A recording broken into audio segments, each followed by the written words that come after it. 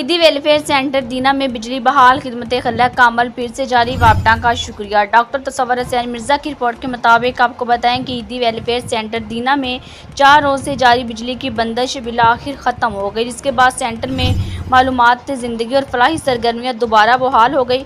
गर्मी और जिसमें बिजली की अदम दस्तयाबी से जहाँ अमला और मरीज शदीद अजियत में मुब्तला थे, वहीं सेंटर का खिदमत खल्क का मिशन भी मुतासर हो रहा था। इस मौका पर doctor Mirza Asad circle incharge Edhi welfare centre Jhelum ने अपने पैगाम में वापटा सर्कल जहलम का खुसूसी शुक्रिया अदा किया, जिन्होंने ईदी हाईवे सेंटर दीना में बिजली बहाल करके इंसानियत की खिदमत में अपना किरदार अदा किया। उन्होंने वापटा के तमाम जिम्मेदारान व मुलाजमीन का तहे दिल से शुक्रिया अदा करते हुए कहा, बिजली की बरवक्त बहाली से सेंटर की सरगर्मियाँ दोबारा पूरी कुव्वत से शुरू हो चुकी हैं।